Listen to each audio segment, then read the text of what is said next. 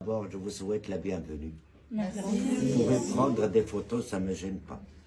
À condition que ça soit en couleur. Parce que toujours je travaille avec le blanc et noir, alors je veux que mon bonnet soit jaune un petit peu. Alors d'abord, je vous laisse admirer comment ça se fait.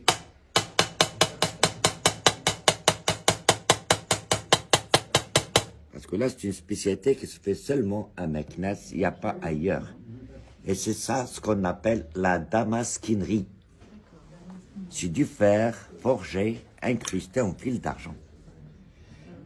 Toute la déco que vous voyez là-dessus, c'est avec le fil d'argent. Mais comment on arrive à faire une pièce noire comme ça, toute lisse? La peau est touchée, s'il vous plaît, c'est lisse.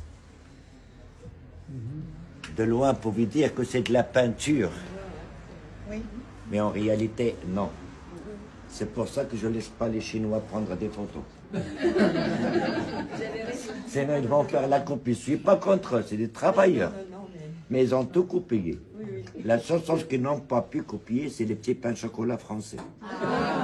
Ou bien la chocolatine pour les Toulousains. Alors, premièrement, on prend un morceau de fer et on fait la forme de l'objet qu'on veut obtenir. Après la forme, avec une lame comme celle-ci, on fait des rayures dans tous les sens pour rendre la matière en relief, suivant le millimétrage de pile, comme ça. Dans tous les sens. Comme ça, les rayures se croisent, ça devient comme une sorte de petite pointe. Comme ça, lorsqu'on commence à faire les dessins, on peut jouer avec le fil comme on veut. Les dessins, ça sort de la tête. Après avoir rayé la pièce, ça devient blanc. Or, blanc sur blanc, on ne peut rien voir, c'est normal. C'est pour ça que je le mets au feu, pour obtenir la couleur bleue. Comme vous dites chez vous, le bleuir. La couleur bleue, ça nous donne le contraste de voir. Et tous les dessins sont faits avec un seul fil d'argent. Et calé de ce petit marteau, on essaie de placer le motif à l'inspiration. Et le chargement, ça se fait un fil à côté de l'autre. Ce qui demande la vision et la précision. Heureusement que les carottes sont pas chères au Maroc. On y mange beaucoup. Et lorsque c'est fini chargé, ça passe une deuxième fois au feu. Comme ça, l'argent s'append, ça rentre de plus en plus à l'intérieur des rayures et on fait le polissage. Lorsque c'est poli, les rayures se referment, l'argent, ça s'aplatit, ça pénètre définitivement dans le fer et ça devient lisse et blanc. On la remet une troisième fois au feu de charbon et on le transmet dans un bain d'huile pour obtenir la couleur noire. Comme ça, le fer, ça ne s'oxyde pas, ça rouille.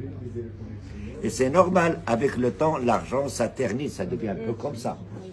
Regardez comment on le nettoie. Eau et savon et laine d'acier, le tampon Jex, que tout le monde connaît. Regardez, ça prouve que l'argent ne part pas et le noir ne part pas.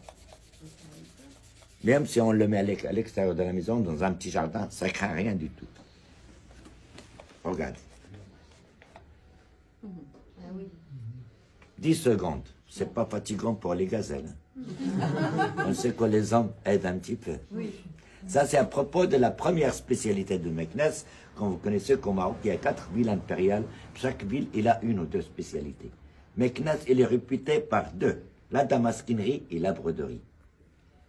Mais excusez-moi, je vous donne des explications sur notre art. Il n'y a pas d'obligation d'acheter. Acheter ou pas acheter, soyez toujours les bienvenus. Merci. Mais c'est mieux acheter, hein.